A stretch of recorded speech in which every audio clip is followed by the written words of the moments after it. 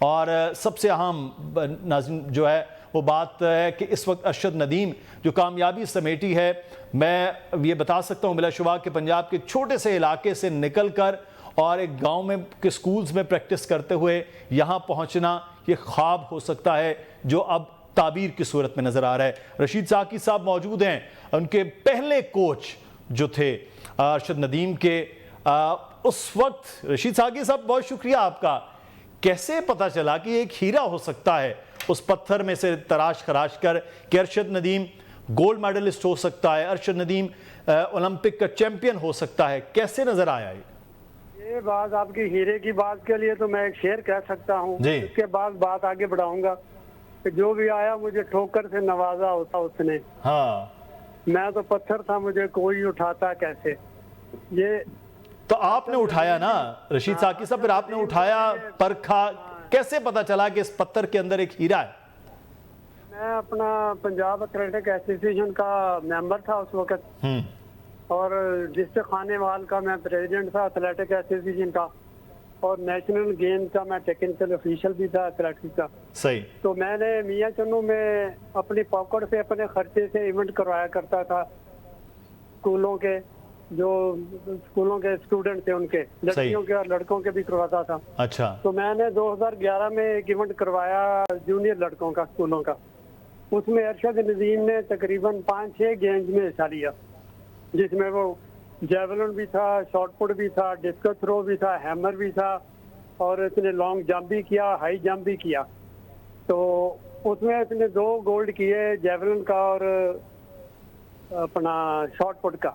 सही। तो जब मैंने उसको देखा, उसकी 14 साल उम्र थी उस वक्त 2011 में, तो मैंने इसकी हाइट देखी, इसके लंबे बाजू उस वक्त देखे मैंने। तो मैंने कहा भी अगर ये लड़का, इसकी मुनासिब ट्रेनिंग हो तो ये इंटरनेशनल सतह पे पाकिस्तान का नाम रोशन कर सकता है। सही। तो उसके बाद फिर मैं, उसके वालिद साहब उसको मेरे पास लेके आए, तो उसको अरशद नदीम का हाथ मेरे हाथ में दिया कि आज के बाद आपका ये बेटा है। तो मैंने कहा ठीक है, इंशाल्लाह मैं इसका ख्याल रखूंगा। तो उसके बाद फिर 2005 तक मैंने उसकी ट्रेनिंग की मुख्तलिफ मुकाबला जाज में। जो अच्छा साकी साहब, कितना उस वक्त तो बिल्कुल नेशनल लेवल पर आप ट्रेन करवा रहे थे, इतनी दूर तक आपको लगा कि ये वाकई 90 प्लस में फेंक जाएंगे? पहले भी 90 प्लस फेंक चुके हैं, अब तो 92.97 पर आया। सोचा था कि ये वाकई कोई वर्ल्ड रिकॉर्ड भी बना सकेगा, या सोचा कि ठीक है इंटरनेशनल प्लेयर तक तो मैं ले जाऊंगा? 2 बातें। मैंने इसकी 8 साल पहले शादी करार पाई थी घर वालों ने जी। तो मैंने अरशद से कहा, अरशद यार अभी शादी ना करवाओ, ओलंपिक के बाद शादी करवा लेना। अच्छा। तो आप शादी में भी रुकावट रहे? 8 साल पहले का मैं क्या, ओलंपिक खेलने के बाद शादी करवा लेना। तो मगर उनके घर के मसाइल ऐसे थे भी शादी जो वो हुई, तो अल्लाह ने खैरियत की, बेटी हुई पहले, तो बेटी की बरकत से अल्लाह ताला ने उसको 4 चांद लगाए। सही। तो ये उस वक्त जब मेरे पास आया था, तो मैंने इसकी फिर ट्रेनिंग जो अपने मियां चन्नू में, इतना कोई मयारी ग्राउंड भी नहीं था, तो इधर साजो सामान भी, जॉगर वगैरह भी इधर जो रेसिस के जॉगर से मिल जाते हैं, मगर वो दूसरे नील वाले जेवलिन के, वो उनके आगे पीछे नील होते हैं, वो इधर कहीं नहीं थे। सही। तो वो मैंने लंडा बाजार से, लाहौर से ढूंढे, बड़ी मुश्किल से, बड़ा इसका पैर था जरा। तो उसके साथ फिर मैं इसकी ट्रेनिंग भी जारी रखी। मैंने इसको दूसरी गेमें छुड़वा के सारी, तो फिर सिर्फ जेवलिन में मैंने कहा आपका लंबा कादा, लंबे हाथ हो, आप इंशाल्लाह जेवलिन में वर्ल्ड में जाएंगे। तो अल्लाह ताला ने मेरा वो ख्वाब, ये आज से मैंने 10 साल में पहले भी एक बात की थी, मैंने कहा जी इंशाल्लाह ये अरशद नदीम 95 मीटर का थ्रोर होगा। सही। तो अल्लाह ताला ने वो बात मेरी। अच्छा रशीद साकी साहब, एक चीज़ जो है, अब पाकिस्तान में क्रिकेट की तरफ ज़्यादा है, तवज्जो भी ज़्यादा है, सारा जो जितना भी स्पॉन्सरशिप है वो भी ज़्यादा है।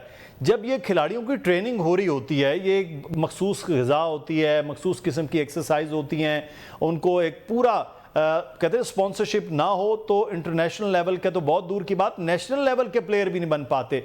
तो ये कैसे मुमकिन होता है कि अरशद नदीम जैसे प्लेयर हों और उनकी खुराक, उनकी चीज़ें कैसे पूरी कर पाएँ कि घर के भी हालात वैसे ना हों? तो ये बात ये थी ना कि मैंने 3 साल पहले इधर लाहौर में हमारी मीटिंग हुई थी, इधर वजीर आला हाउस में।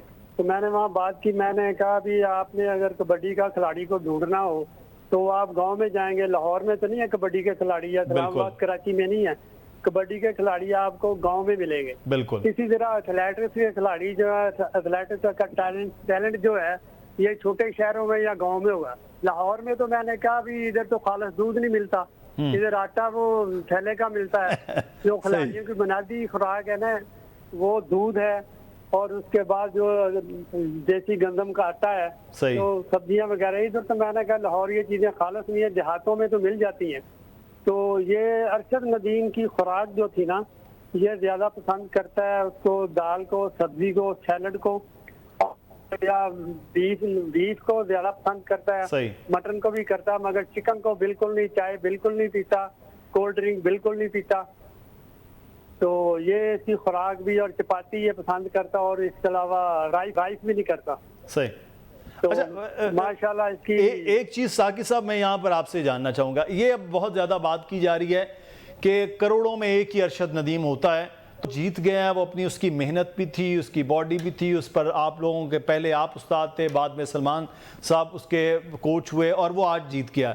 ये करोड़ों में कोई एक आध होता है, क्या वाकई करोड़ों वाली बात है, या हम कोई एकेडमी, कुछ चीज़ें पाकिस्तान में बने, हुकूमती सरपरस्ती हो, तो ये पूरी खेप अरशद के बाद वो बन सकती है, और बैक टू बैक हम ऐसे चैंपियंस पैदा कर सकते हैं? क्या मुमकिन है?